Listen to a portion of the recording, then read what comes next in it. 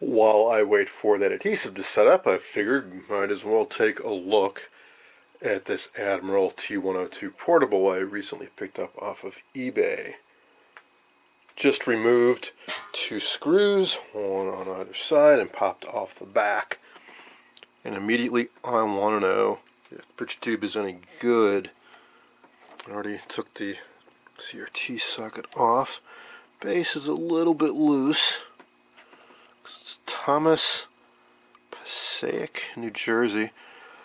I'm not familiar with Thomas. They may have been a rebuilder. Don't feel any obvious seam on the neck though, so it's hard to say. When they rebuild the CRT, they cut the neck off, and you can usually tell it's been rebuilt because there'll be a noticeable seam, but it could be up closer to the yoke and it's being obscured. At any rate, I have got my Suncor CR70 hooked up, so let's see what we get.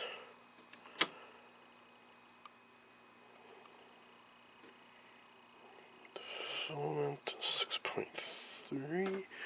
Yep, it is glowing. Excellent. HK shorts, good. G1 shorts, good. Cut off. It's jumping around a little bit, but certainly isn't responding like it should be smoothly with this control. And the all-important emissions. Also jumping around a little bit, but certainly not climbing like I would expect it to be. Tap this neck a little bit, see if you get anything. Seems a little bit loose. Wiggly alligator clips. No, well, I want it to sit a while and see if those emissions come up. I am starting to get some emissions, but they're really weak. I'm going to turn the filament up a little bit higher. Got to about 7. Let it sit there a while. See if these emissions climb. Yep, they are coming up. It's a good sign. And continuing to climb. This thing might not have been powered up in decades. So before I go diving into even think about rejuvenation or anything, I'm just going to let this sit for a good half hour or so.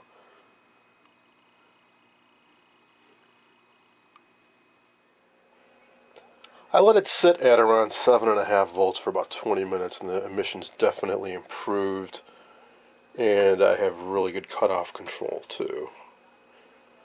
Emissions aren't great, they're in the bad, but certainly higher than they were. And if I increase the filament juice a little bit, if I get it up to about 7 volts,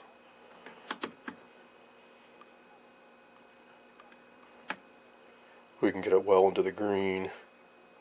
So I think if I let this sit a bit longer, things would improve better, and certainly with a booster, it would be a fine watchable picture, or I can of course try rejuvenating it.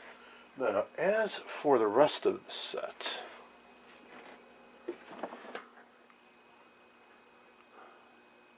it's hard to tell much in these portables because the circuit board faces away from you.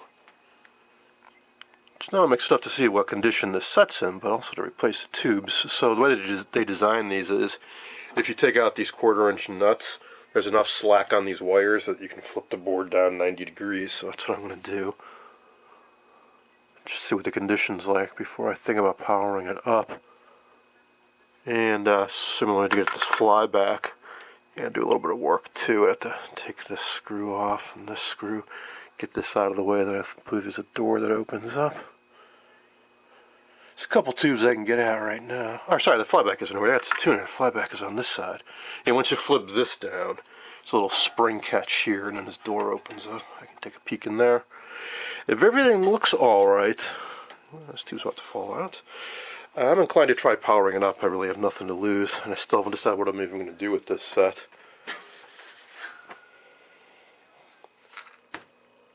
I removed a few sheet metal screws, and the board tilted right down. Here's a tube that I realized was loose right away. Series strung set, so if any tube is not firmly in its socket or has gone bad, none of the tubes will light up. It's an original Admiral as well. Horizontal tube, damper tube, and a few others. One down there, one over in there, one up there. Not so easy to get at. Likewise, if you want to restore one of these, it's one thing to work on this board, which isn't too bad, but there are a whole bunch of caps way down under there, and you really got to pull the whole thing apart to get at them. I don't even think you can see them from here. And there are the two big can electrolytics. Uses the voltage doubler, there's a couple selenium rectifiers on the other side of this chassis on the inside. And there's also a big old resistor down in there,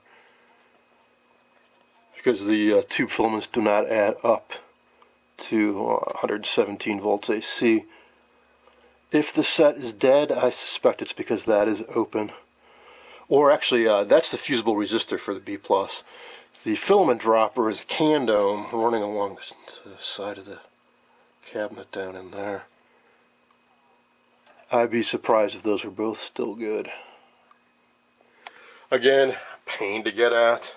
To get this set apart, you pull off all these knobs, take off the handle, take out that screw, take out a bunch of screws underneath, and then you can pull this whole thing out.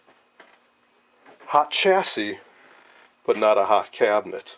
The way they accomplish that is there are little plastic insulators all around. So wherever you see a screw coming through, this screw does not attach to metal, it attaches to a plastic block that's attached to the inner metal chassis. So it's like an outer floating metal cabinet, totally isolated from the inner metal chassis, which is, depending on which way you plug in your unpolarized plug, it's either hot or it's neutral. And you can see some places where things get pretty close, so not exactly the safest thing. Got a stray screw floating around in there, bridges the joint between inner and outer metal, and you can get zapped. Alright, so what am I going to do? Well, just trying to get this open. Let's see what the flyback looks like, if I can. And then I want to seat down all this tube, reconnect the CRT filament, and I'll hook up an ohm meter to this to see if there's actually filament continuity. I finally got the door open on the high voltage cage. There's the itty bitty flyback inside. Visually it looks okay. I have got my ohm meter hooked up to the AC plug, so when I turn this on, should get a few hundred ohms resistance if all is well. Huh, how about that? We do indeed.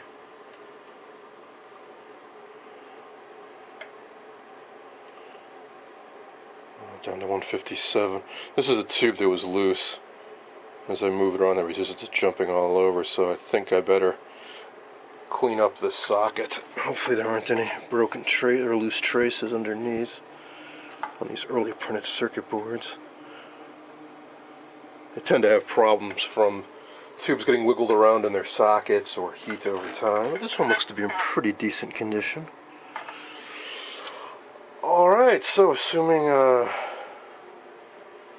I can keep that making firm contact, if I turn the set on to power, at least we should get tube filament glow. May even get some life out of this set if the power supply has got some life left.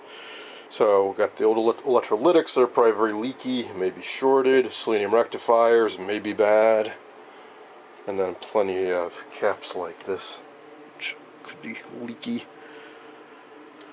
and bad tubes, bad resistors, and all the rest of it, but hey, you never know. Alright, got it plugged into my PR57. Essential that you use an isolation transformer when you try powering up a set like this. And this also lets me dial down the voltage to about 117, which is what it was designed for. And here we go.